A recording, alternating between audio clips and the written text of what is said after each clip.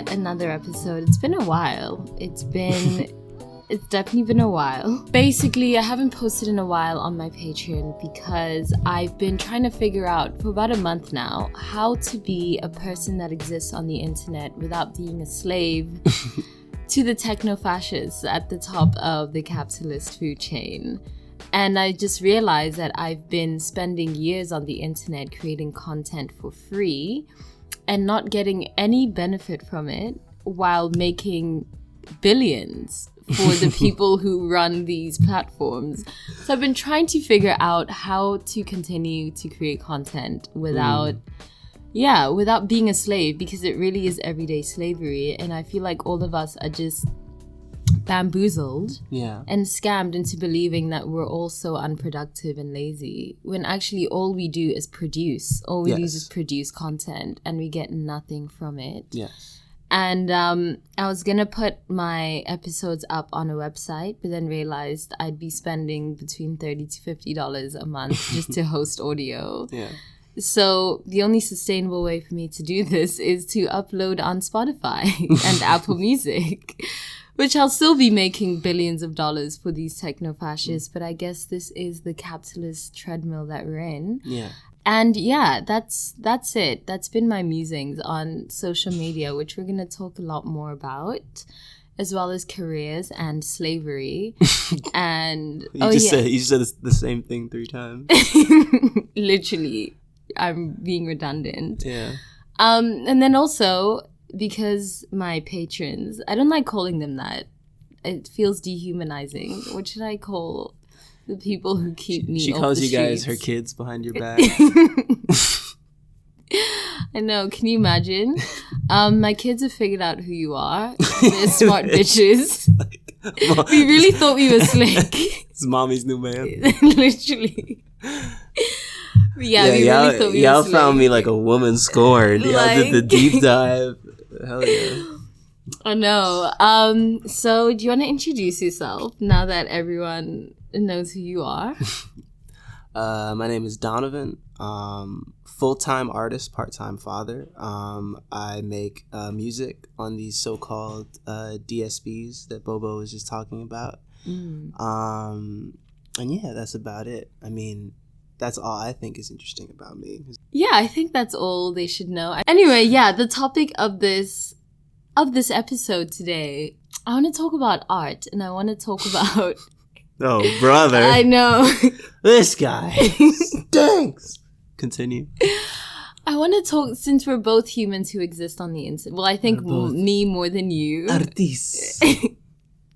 We're both creatives. Yeah. Me more than you. I feel like you actually don't like social media. I think I say that, but... Yeah, you like it. I like the community that I feel like without social media, I might have killed myself in that I wouldn't have known that there are people...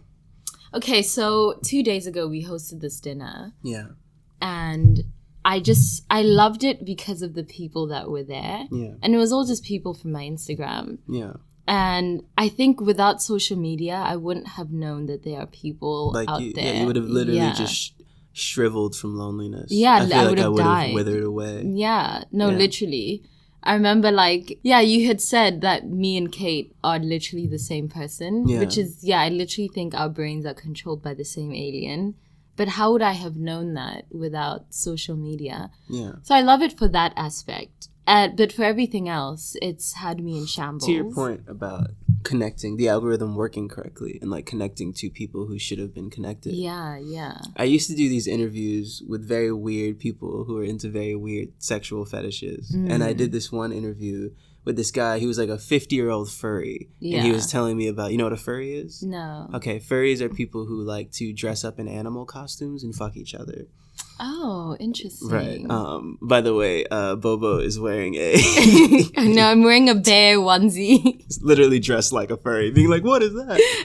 Anyway. This is my favorite outfit too. I wear this wears it all the time. Anyway, so he was saying like he's a kid with these feelings in the 70s. in a random wow. town in the Midwest of America. Yeah. So what are the odds in the 70s of you just meeting someone and being like, oh, you also like to put on a bear costume and get your dick sucked? Wow, yeah. Point. But now you can just go on like r/furries Idaho, Yeah, and you can meet yeah. 100 people in your town and just go meet up and be with your furry friends. Yeah. So that's the equivalent of you and Kate meeting and getting along and like having so like that is undeniable as far as connecting people. But the problem is that people don't get connected and then have meaningful in-person relationships. Because that's not what the algorithm is designed to do. They're trying to sell you ads. So they don't want you to just message someone on Facebook really quick, give each other the location of a cafe and go meet up. They want you to stay there and message each other all day and argue with each other while they send you like 13 Squarespace commercials. Yeah. So that's the goal. But yeah, I actually have extreme anxiety related to social media because I'm a perfectionist, and like the algorithm really doesn't gel well with being a perfectionist. It just wants you to post all the time and get as much engagement and as much interaction as possible.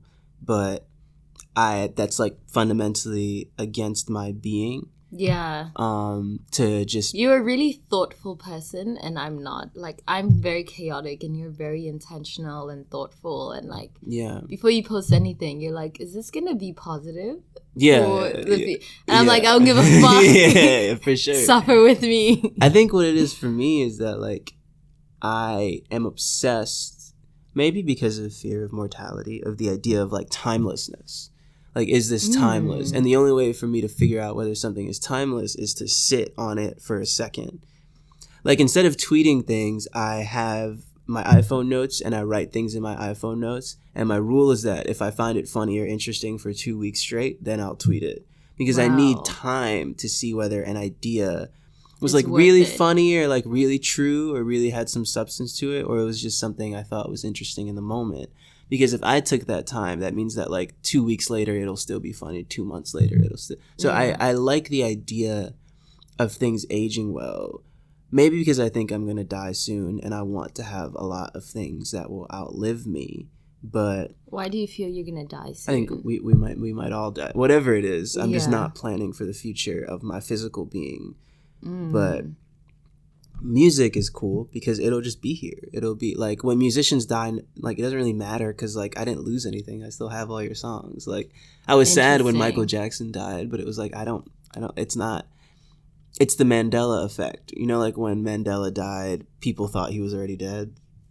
No, wait, I've heard of the Mandela Effect. What is it actually? Well, it's just seemingly like a split of timelines. So for example, there are people who have fond childhood memories of the Berenstein Bears, but it was always the Berenstein Bears. And there's a bunch of people like, I swear it was EI. Like it was definitely, for me, for example, my whole childhood, Berenstein Bears.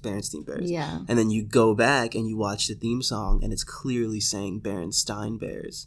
And it's just a huge thing. Millions of people think it's like a timeline divergent. Yeah. But with Mandela, when Mandela died, there were just hundreds of thousands, if not millions of people who were like, I swore he died 10 years ago. What? How? Because that was their version of history. Of reality. But past the effect, I think I want to be one of those people who it doesn't matter whether they were alive or dead, to the point that when they die, no one's really sad because you kind of are already there. Like you already exist as a spirit. With music, it's like by the time Michael Jackson and Prince died, I was sad, but like there's no less Prince energy in the air because the music is in the air, the inspiration is in the air, the impact is in the air.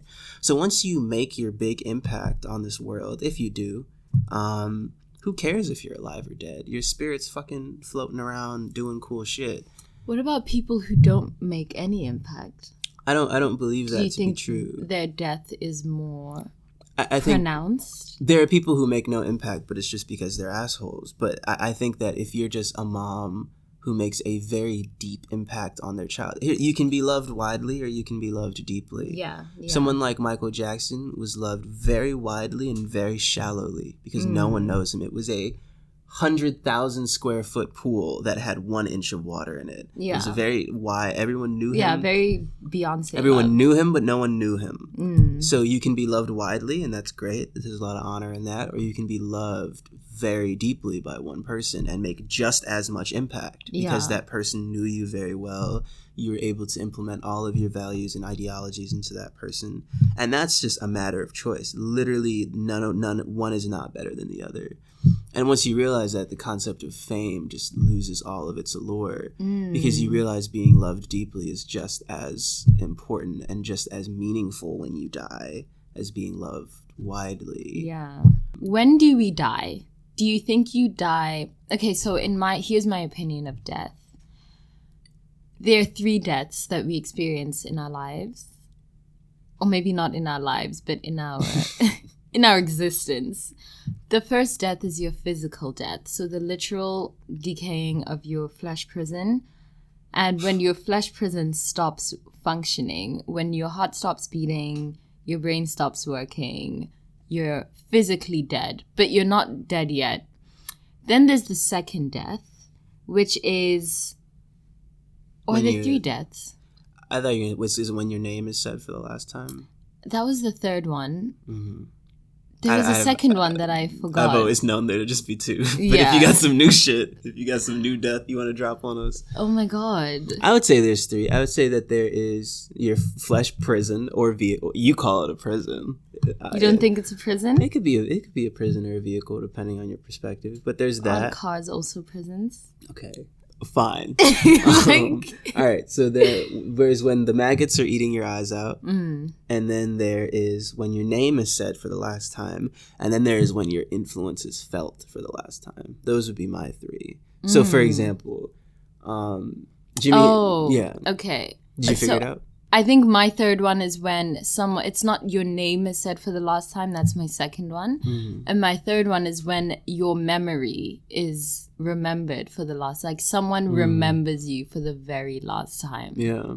Like the last person to ever think of you. I don't believe that because I think that energy still transcends that in the sense of like, okay, so it's very clear in music because there's a record for all of this and you can see where certain things started, but like Jimi Hendrix he was left-handed and he played a right-handed guitar, and because of just the awkwardness of that, he invented an entirely new style of guitar playing that is now the standard form of guitar playing. So when some random white kid in Mississippi picks up a guitar and starts playing it the way he saw white people play it on TV, he doesn't know or think back or remember Jimi Hendrix or know that's where he's taking it from. But Jimi Hendrix changed that. So even when his name is said for the last time and he's remembered for the last time, kids will still be picking up guitars and playing it that way. Yeah. So that's impact. That's real cultural shifting impact.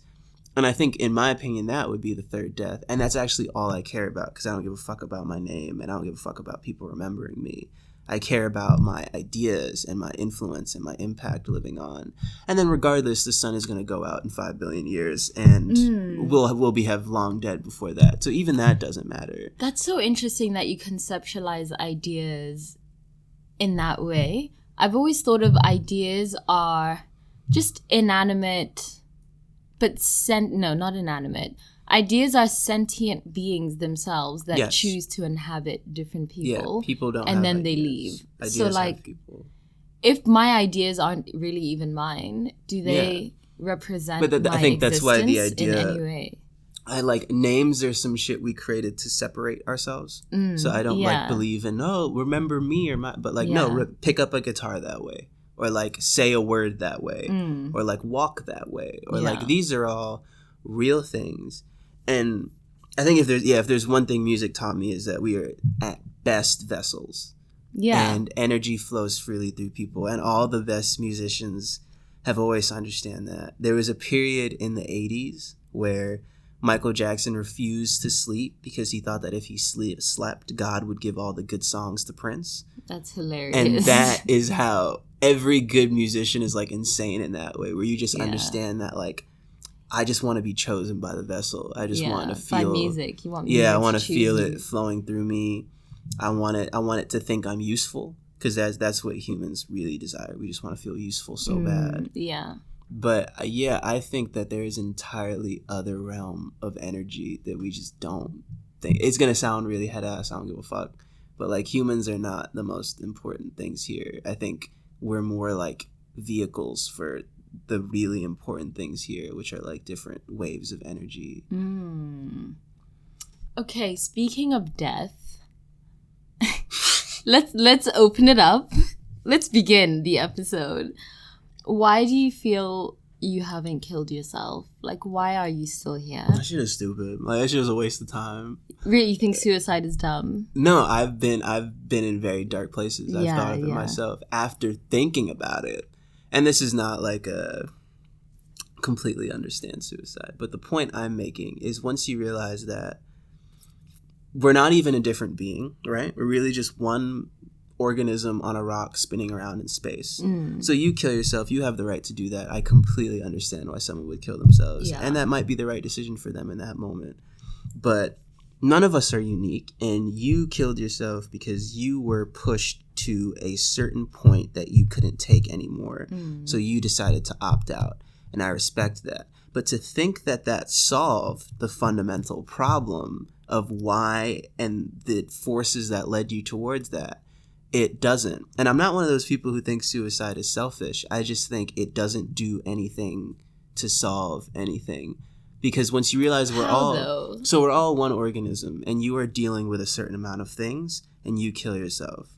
Now there is going to be another girl who is going through the exact same things, and that energy doesn't go with you. Here's the thing. If suicide would make sense to me if you took the depression down with you, and when you killed yourself, you took all that pain and all that suffering with you, and now it's gone. But that's not how the universe works. Right, it just gets...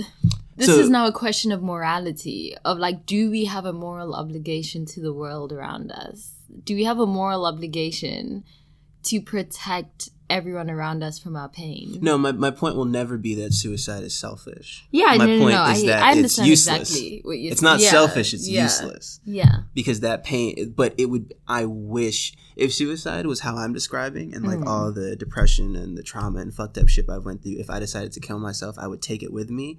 That'd be awesome. I would recommend it, but that's not how it works. No, I understand, but I think that is theoretical. And in theory, you're Can I give you an example in practice? Okay. So you, Bobo, are suicidal. Yeah. You're dealing with the woes of being a black woman in the world, whatever. That's your plight.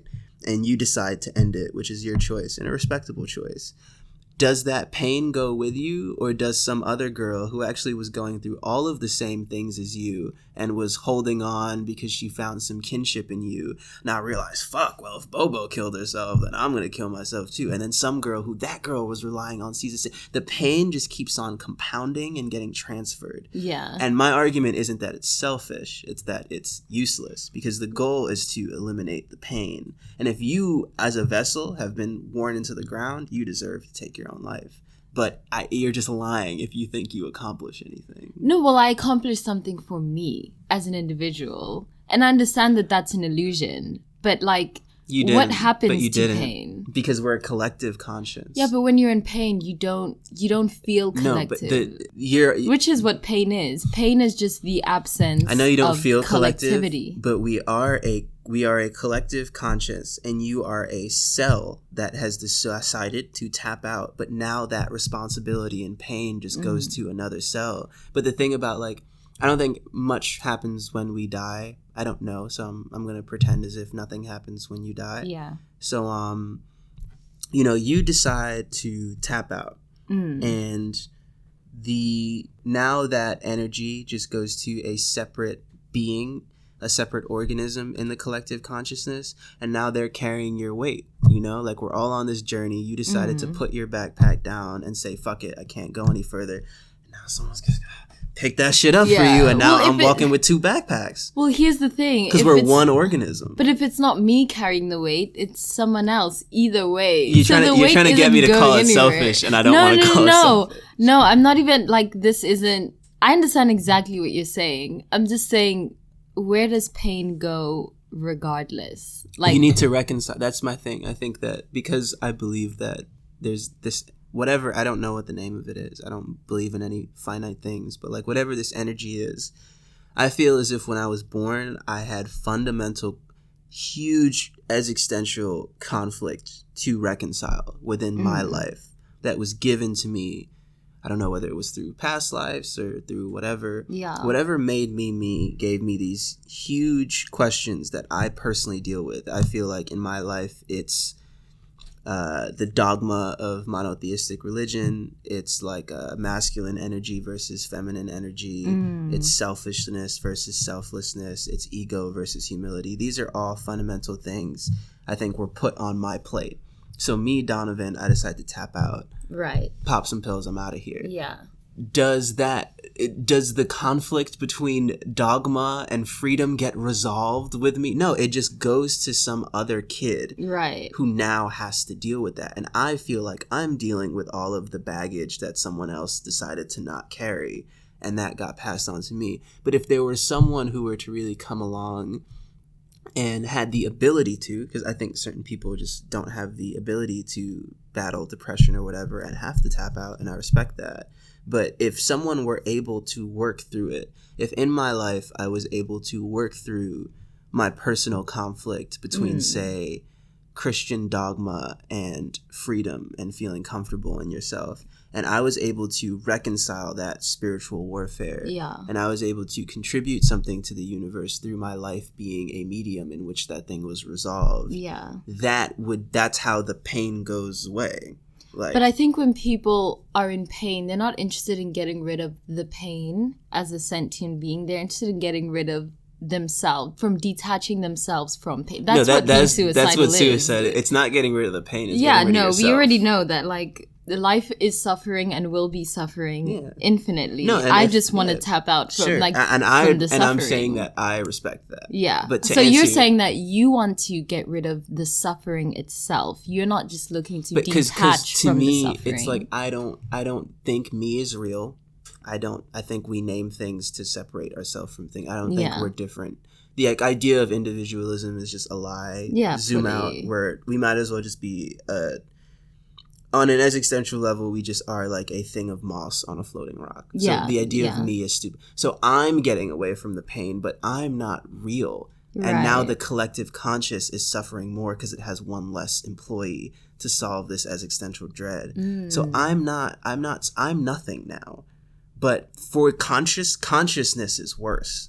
So I'm not suffering, but I'm not real. So you can kill yourself and now you're not suffering, but the concept of suffering is suffering more. So nothing is solved by suicide to me. On an everyday level, do you feel that you experience yourself as a collective? No, but that's the goal. Yeah. These things will be resolved when I do. Most problems will be resolved when you do. Yeah, that's because you'll just realize this is the source of all suffering. Life is not fair. Like I am an ant in an ant colony. Yeah, and I will be best when I wake up every day and ask, how can I be useful, as opposed to how can I be great? Yeah. And it's on all of us to just respect everyone for playing their roles. There's no one in the ant colony who's like, oh, this nigga got the team Jordans, like he got the trash. Like it's like everyone's just playing. He carries sticks, and I'm not judging him for being the stick carrier. Yeah, we all need each other here. The queen bee isn't judging all the worker bees. Everyone's just fucking playing their role. And I think that would be a world in which most depression and existential dread would be solved if we just fully operated as a collective unit. I also think one of the reasons why we all suffer is because people don't consider suicide. Mm-hmm. And what's the book by Albert Camus? The Myth of Sisyphus. Okay. So in The Myth of Sisyphus, Albert Camus, my favorite white man, he opens the book by saying I'm paraphrasing. He opens the book by saying the most important philosophical question is suicide, and everything else is just trivial. I'm paraphrasing, but that's essentially what he said, which I don't think it is possible to live a good life until you've considered suicide. And what I mean by that is, I'm already ready for people to start misconstruing my words. I don't recommend, similarly to you, I don't recommend suicide because I too have been there for years. Just every day waking up contemplating suicide.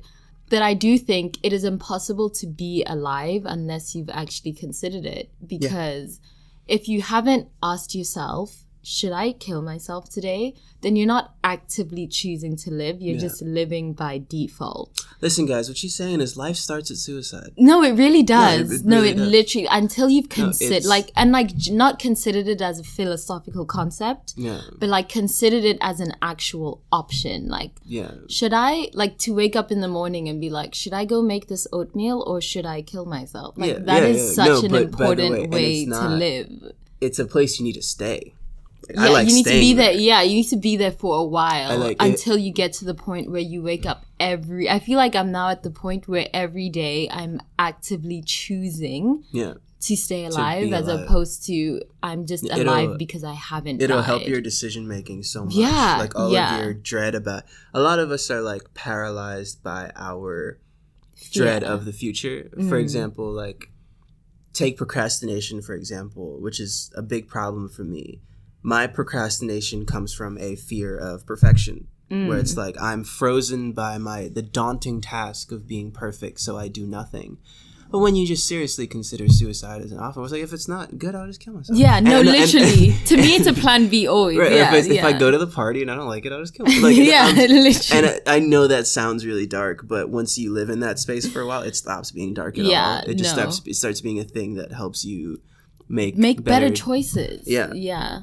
And it takes off all of your fear of the future and like, what if I'm home? If you're homeless, I'll kill myself. Like, if it doesn't work out, I'll just simply end it all. Yeah. And like what it really is it's that guy who saw the sun in Plato's allegory of the cave. I think like that's what finally considering suicide every day it is being Plato and seeing the light. Here's how the process really works: is like society's default iOS pushes you to a point of suicide. Yeah. And then when you fully start considering every day, now you can start coding your own iOS. Yeah. Of like, here's how I want to navigate through society. Society made me suicidal. Yeah. So how am I going to move through the world in a way that doesn't make me feel this way? Which is why you see people wearing dinosaur costumes yelling in the street. They've realized I have no interest in society. Everything is absurd. Society makes me want to kill myself. Yeah. So how am I going to operate outside of it? And until you've asked yourself that question, you're literally you're running an algorithm. Like when you really get into how society is constructed, all of your decisions are nudged and influenced by algorithms. So until you're suicidal, you will literally be a puppet. Yeah, no, you will literally be running a program your parents wrote for you. You'll be running a program Facebook wrote for you. You'll be running. You have to literally, because that's what that's what religion doesn't want you to think about.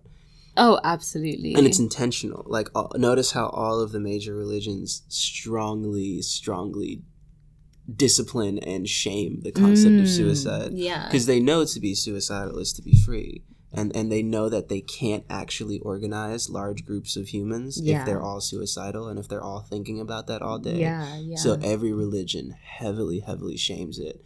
And if every major religion is shaming something, there must be something really important there. There must be something really liberating there. There must be something that makes people feel like they have agency over themselves.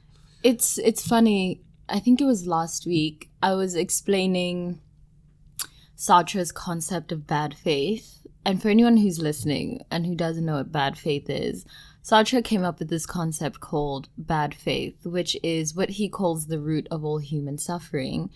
And in Sartre's opinion, the root of all human suffering is the way in which humans delude themselves into believing that they don't have any options.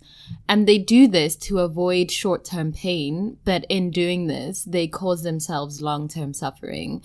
So, for example, you will delude yourself. This is actually a really common one. This is a really common example of bad faith. So you and I go out on a date. We've met. I, as a woman, want you to so badly not love me for my body. Like, I don't want you to sexualize me at all. I just want you to love me for my mind. On the date, you make a comment about my ass. And I hate it. Lol. And I hate it. But instead of addressing it right there in that moment, I'm like, it's fine. I'm sure this isn't who he really is. The date ensues and you show yourself to be someone who only dates women for their body. And I just continue to ignore it. You as the man want to be loved for your body. You want to be appreciated for your sexuality.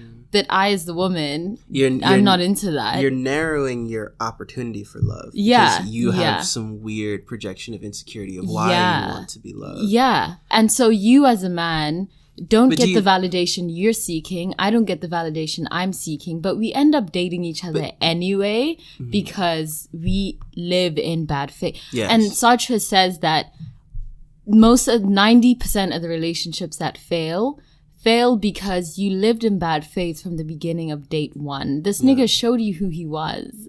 And you went against your you went against your being to be with someone who wasn't compatible with you anyway. And you end up dating and you both blame each other.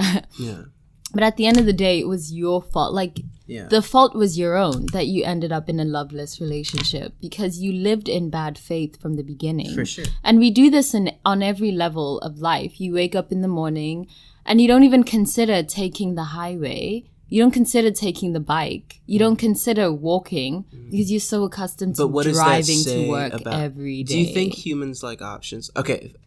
That's another. Let's get into that. Anyone listening to this, you could leave your job, drop out of college, whatever it is you're doing, and go join a circus. Like you could do. Yeah, it's not an easy decision. That's nothing. Like Sartre never said this was easy. You could do it. Yeah, and that terrifies people. And I think, to the original point about social media, to see all of your options displayed is making people so depressed because that goes against our nature. I truly think that we are a huge collective organism and we all have tasks and we all have strengths, but we're all told that we could have any position in it and we fucking can't. Yeah. And if we were to just be told that if you really like cleaning things, maybe that's what you should do, and maybe you should be paid $200,000 a year to do it. Not everyone needs to be a rapper. Does everyone need to be Beyonce? Western capitalist society, it really sells you on this idea of you could be anything you want when you grow up. You can. Anyone listening to this, you can drop. But do you want to do that, or are you in school because you like what you're listening to? Do you like your job? Whatever it is. We are clearly shaken to our core by the idea that we can do anything. And in order to reconcile that, we make bad faith interpretations where we bad faith decisions where we narrow what it is we can do because we are insanely terrified by the concept that we can do anything. Well, this was Sartre's point in that freedom is a burden. We suffer because we are condemned to be free. Like freedom, we've all been told by this American idea of liberty, fight for your liberty, that freedom is a good. No, freedom is an existential burden. And it is the source of all that, not in my opinion, but in Sartre's opinion, or whatever existentialist, the source of all suffering is the burden of freedom. And we all suffer because the burden of freedom causes us to live in bad faith. And so a lot of people were offended by this idea because they were like, oh, but capitalism. Which is ironic because Sartre was such a Marxist. He got people on the Marxist bandwagon by this example of bad faith. But people really took it personally, as they do. And were really offended. And what I realized is that these people have never been suicidal. For you to be offended by the concept of bad faith means you've actually never considered the most consequential question of them all, the most consequential option of them all, which is suicide. If you've never even considered that, you know what it is? Bad faith is beyond, it's beyond you, fam. And I can't even engage with you on that conversation. I feel as if it is a grueling process that clearly most people don't make it out of. A lot of people who truly... What do you mean? I'm talking about suicide. A lot of people who have truly experienced the real thing end up succumbing to it. And that's the nature of depression, unfortunately. To the people who make it out, I'm gonna be honest. The reason why a lot of negative things in my life don't hurt me is they're just not meaner than things I've told myself. Something about like I just have I'm so numb because of how negative my own thoughts have gotten. Oh my god, I relate to that. Like, what the fuck are you gonna tell me? Like I could come up with 18 better disses. I did that by breakfast. Like any song I've put out, any negative thing, it's like, oh, my critique is so much better. Like, I'm so much better at being mean to me than any of you could ever be. And that gives you the ability to explore options, because I no longer fear failure. I love failure. Failure is the data I need to be happy. Like, failure... Interesting. What do you mean by that? People don't realize, because we live in a youth-obsessed culture, that you want to fail as early as possible. You want to fail as early and often as possible, because now you will figure out slowly, only through failure, who you are. Like, adversity introduces you to who you actually are. You don't know what you're actually good at or what you actually enjoy doing until you fail a lot. And a lot of people realize that in like their late 20s, and they just start failing in their 30s, and it's like, no, you should have been failing from the job. You should have got that bullshit job. You should have done that. And you should have fell flat on your face, because now, and a lot of people preach this as a means of like, in a very capitalistic, here's how you make more money way, but fuck that. You realize like what makes you happy. Like I know a lot of people who have chased money and that was their failure because they realized that it didn't make them happy. So now you're 30. That was me. So now you're 30 and you're a millionaire, but you have literally just been doing absolutely everything that makes you miserable. But in order to get the data you need to make informed decisions, you literally have to fail. But America, or just what, I don't know, I think it's an American thing. Culture in general. It definitely is American. Culture in general tells you that failures are failures. I view failures as data. Like, I need to fail to see what makes me happy. Which makes it not, like, there is no such thing as failure. No. Like, the only failure is to ignore, like, the only failure is to be afraid of failing. To be too guarded and to be too worried. People would rather live in filth than be seen shoveling. They would rather like live miserable as a millionaire than being like, hey guys, my career path did not make me happy and I'm starting over. I think it's also because like society frames failure as a dead end when there are no dead ends to anything. Like nothing. No. Everything is just one continuous cyclical path, which is also why I think it's funny. It's actually Suicide Awareness Month, which I hate.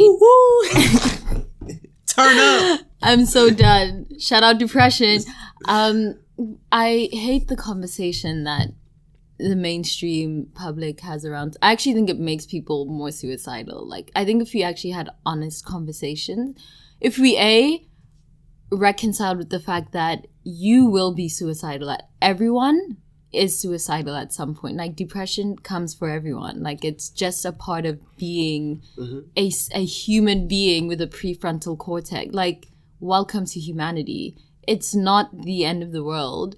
B, you are not the only one like, everyone goes through this. The idea of suicide. And it's this feeling that, like, you're literally the only person in the world. That makes it this much more. If we all spoke this openly about suicide and we're just like, yeah, no, like sometimes I consider that shit like that girl.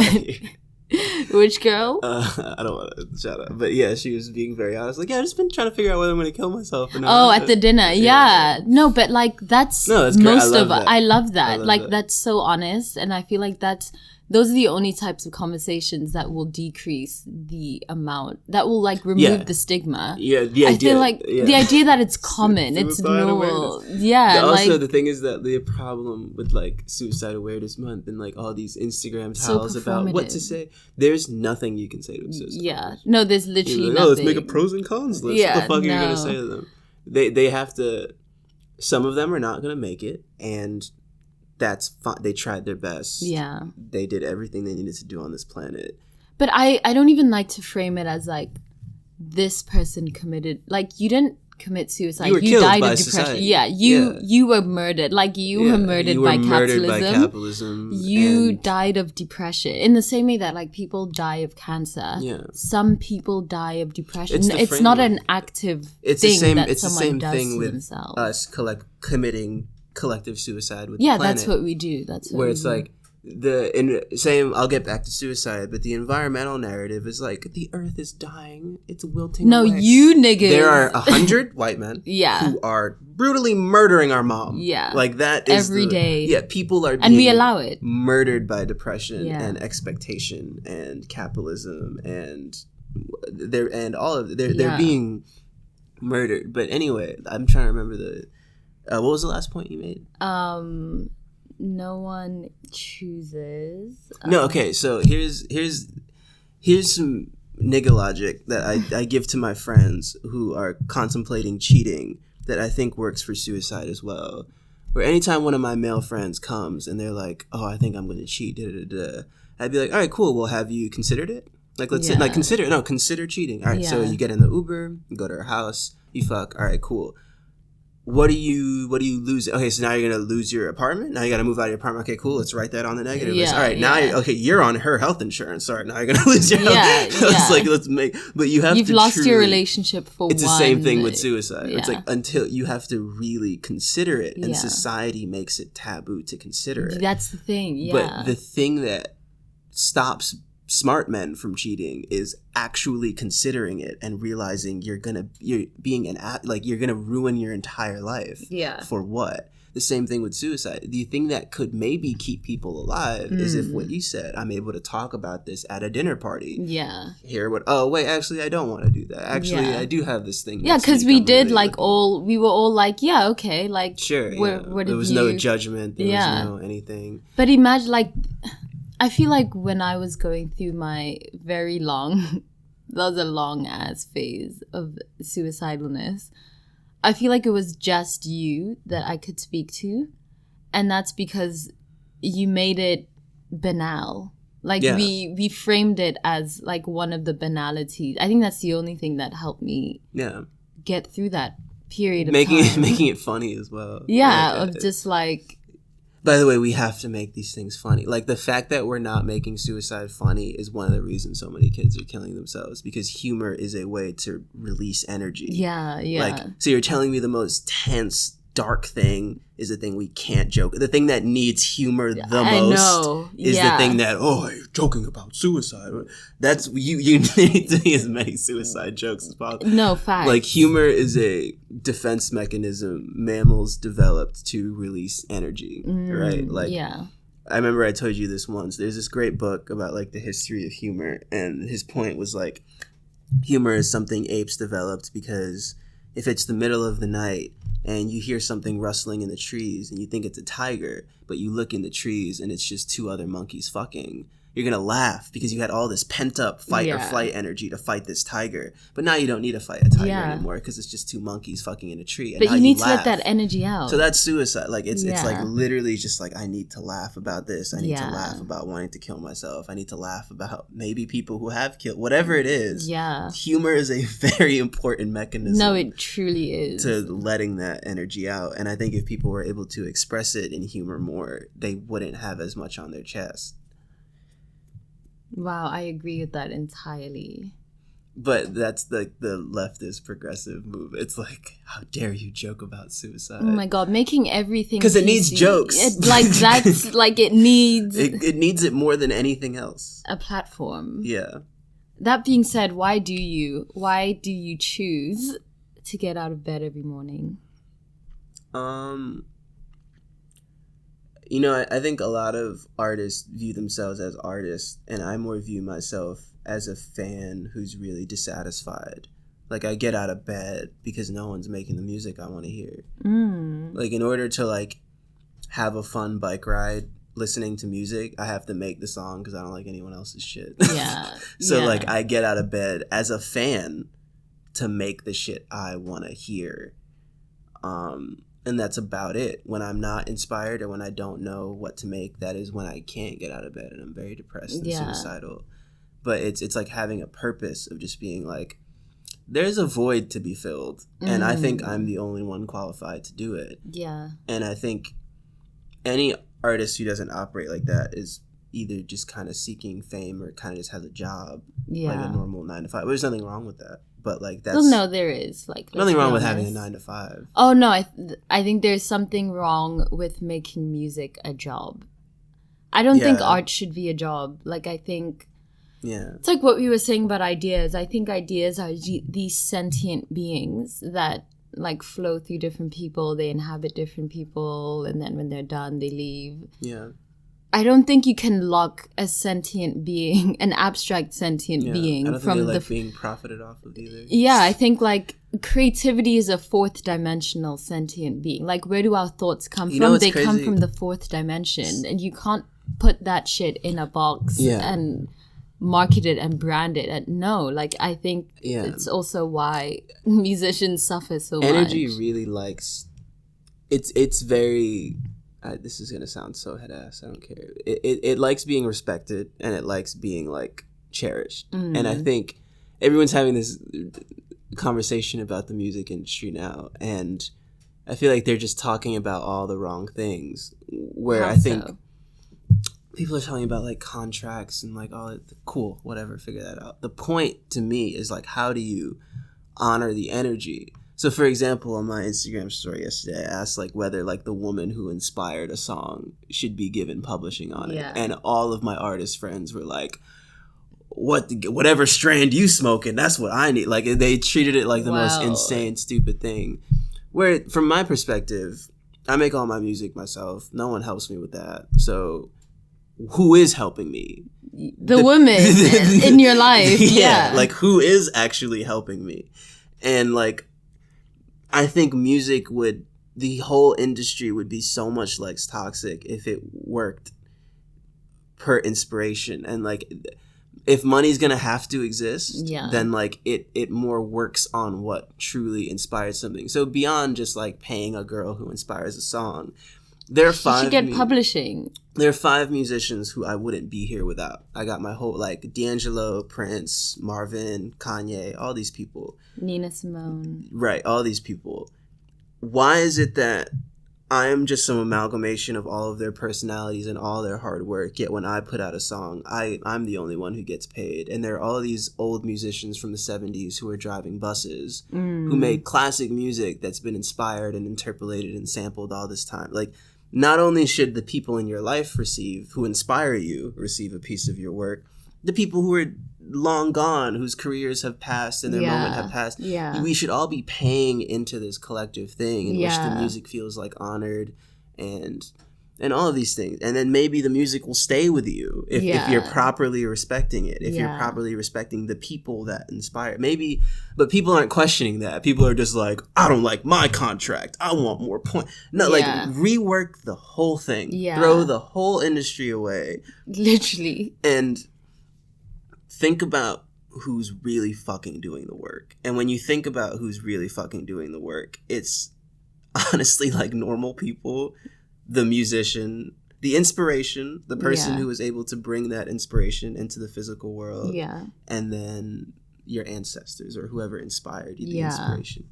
And that's really it. No one else should be doing shit. There should be no other jobs in the music industry. There should be there should be musicians and muses. About it. Nothing else. If you can't make music by yourself, you shouldn't be making music. It's really that simple.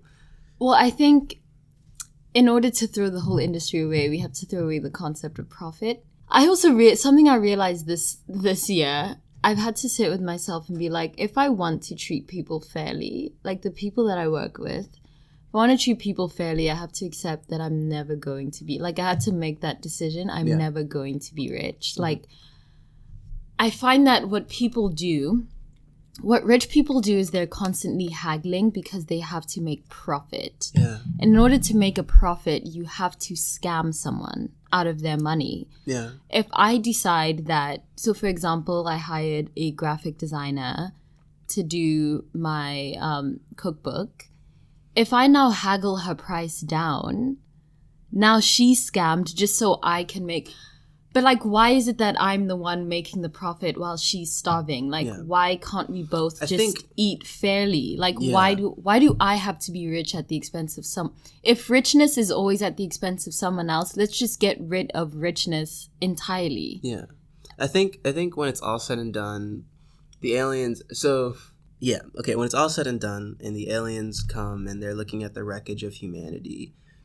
And they will realize that, like, the fundamental thing, our giant meteor, was the commodification of basic human necessities. So the fact that music and water and clean air and a place to live are commodified, that is our giant meteor. Yeah, no. That is why California's on fire. That is why we're going to have a huge clean drinking water problem. I was looking at... you had a water bottle in your room from the Ritz-Carlton. Yeah. And it was just Poland Spring, by the way. Yeah. And I was looking, so this bottle is going to take 10,000 years to decompose. Yeah. And I was like, so the aliens come, they see this bottle with the Ritz-Carlton logo on it. Yeah. And I think they're just, they commodified water. Like they made... The most basic human need. They made... everything they made and that's what that'll do us in. That'll be the thing that it's that. It is. But music is a core. I obviously, all respects to water, but I think music is the most important thing on the planet because there's nothing else that could get like. So primates are meant to exist in 35 to 50 mammal primate groups. That's how humans are meant to live. Yeah. But music is one of the only things that allows people to successfully organize on scales of hundreds of thousands. Like the only time you see hundreds of thousands of people in a stadium together and we're not like flinging poop at each other is either like sports or music. And I think music does it a bit better than sports. Yeah. Because it's really like a physical vibration. And a lot of sporting events only work because of music. And I think that like the fact that we fucking took that and turned it into an industry is just as dark as what we did to water. No, it's literally... There's this book that I was reading called The Mysticism of Sound and Music. Yeah. And it's basically about how the origin of all human life... Well, the origin of all life is music and colors, but music and then colors. And it links like music to the way that you dream, the way that you see, the way like it frames music as like carbon. Like it is like everyone is made up of music. Like everyone is a different melody, every plant, everything is music. And once you literally understand the world, it's so much better. Like when you realize that like the base reality is actually just sounds and colors, and we've taken the two most important, basically carbon and oxygen, and we've commodified them, and then we're shook that the world is ending. Like, what do you mean? Lack of respect. Like I feel myself just so angry for music. Like I think that because I do view it as a person that every song I've made, I just feel like is a conversation with music. That it was like, this is Donovan's conversation with music. Yeah. And then that's the WAV file that you get. Yeah. But I think that like,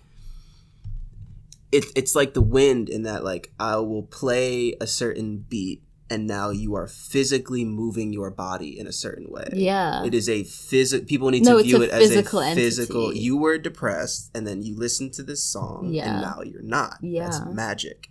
Any person describe any definition of magic, that sounds like magic. Yeah, no, it is. If you were to describe that to an alien, they'd be like, I don't buy it. So I'm just going to play this audio file and now I'm not going to want to kill myself? That doesn't make any sense to me. Oh my God, I remember on our first date, I asked you, like, what's your definition of God? And then you said your definition of God is... agreeableness. Is agreeableness. It is.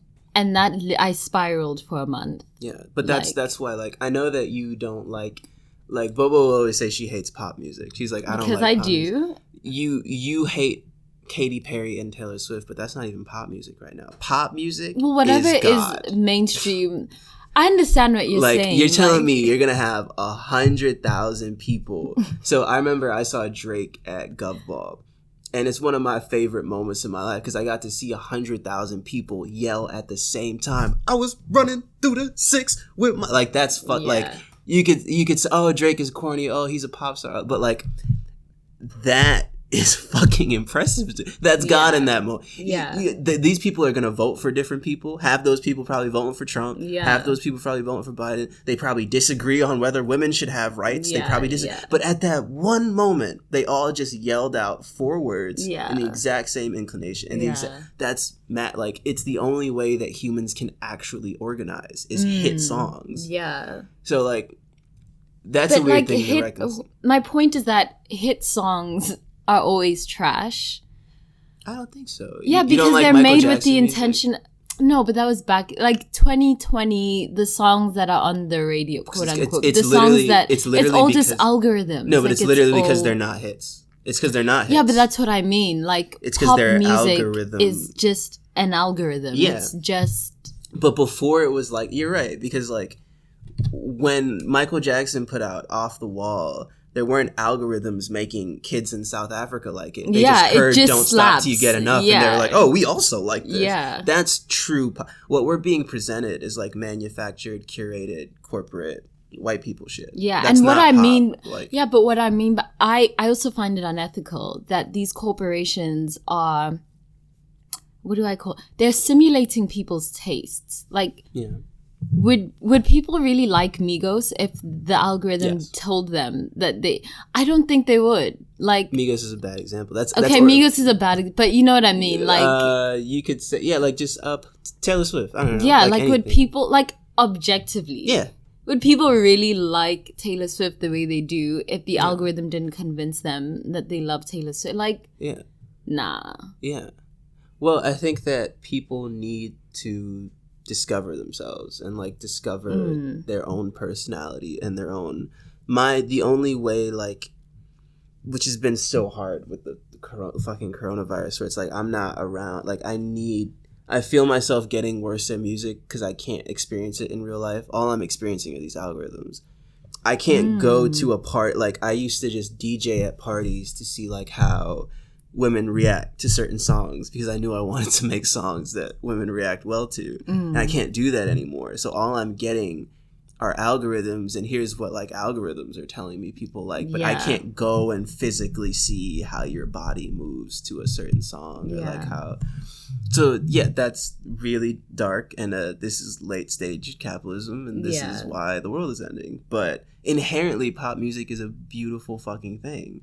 It is the only, inherently what pop music is the only thing that can get 100,000 mammals in a stadium. Yeah. Not flinging shit at each other. Yeah. That is what in pop music in its purest form is that. Okay, so if God is agreeableness, what is the devil? If you believe in that, whatever the opposite of God is. Divisiveness. It's Trump. It's someone who inherently makes people disagree. And it's for artists too. Let me think of an artist who's like that. Like Kanye. Yeah. Yeah. Kanye. No, like Kanye's my favorite artist, but like his music inherently. No, not his music. No, his I know. I'm also saying that there's people who are like, I hate 808s. I hate Jesus. Like, but he was trying to embrace the devil. Like he was trying to make something divisive. He was angry, and because all Kanye's early music is just so undeniable and like so universal. Yeah. But then he made Yeezus to be like, I'm upset and I'm not gonna give you guys what you want until you give me what we want. So it's just like distorted 808s, loud industrial music. He did that on like on site. What do you think he's upset about? What Kanye is upset about right now? I don't know. He's clearly the most dissatisfied person in the world next to Trump. It's because he's great. Greatness is dissatisfaction. Like they're the same thing. There's no difference between greatness and dissatisfaction. I agree. Why would you? Kanye's insane. Who the fuck makes 6 classic albums? See, this is why That's we insanity. need to you need frame. A hug. No, that's like, why we need to hug. frame like, workaholics, like people on Forbes. You need to go to therapy. Like if you have $1 billion, Jeff Bezos needs to go to therapy. But not like those. Those are obvious. I let me target myself. Like being completely honest, great art is made with pain. If you haven't been through pain, you can't make it. I'm sorry, it's true. No, it's facts. You can be cute, and someone who's been through pain can make a song for you, and you can make a good song that way. But there's got to be pain somewhere in the equation. And it's not because all good music sounds like pain, but because even the happiest songs, well, happiness is a derivative of pain. People think happiness is the best emotion, but it's not. A relief from pain is the best emotion. Yeah. That is the best feeling in the world. That was one of the questions in my reflex expansion boxes.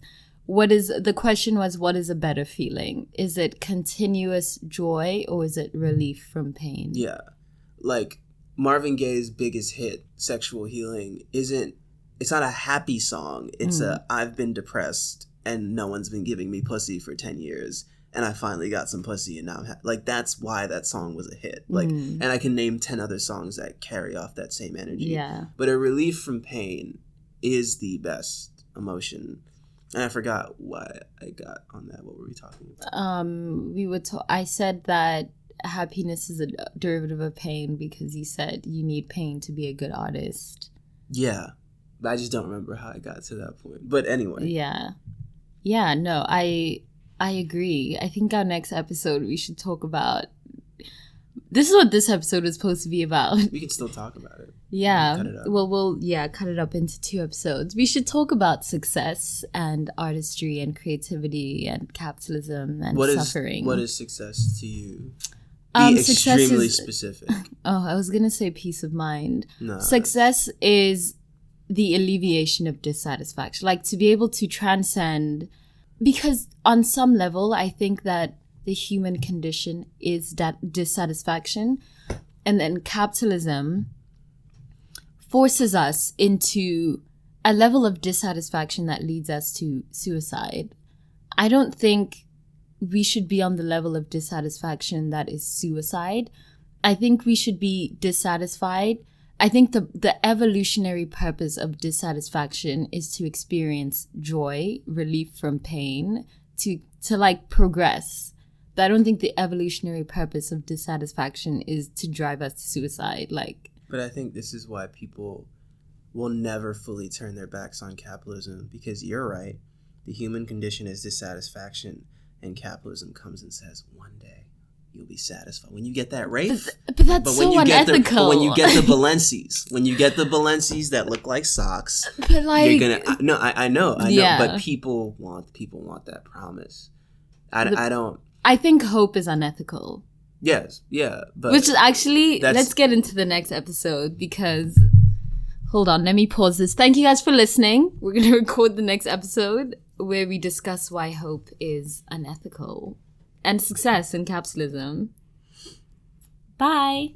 Oh, where can everyone find you? People can find me Instagram, Twitter, Black Planet, OnlyFans, DONNYNNON. What do you do on your OnlyFans? I just like play with my pussy in the shower. I'll put out some new music. This wholesome content. Yeah. Bible study after the jerk off vids. Yeah.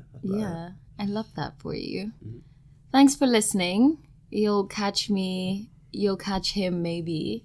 He's only just here like when he feels like it. What an inconsistent bitch. Typical nigga shit. Just like such nigga shit.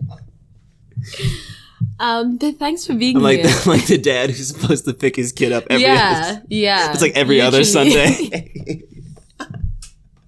Only when it suits you. You're just waiting outside with your baseball. Literally. When is dad coming?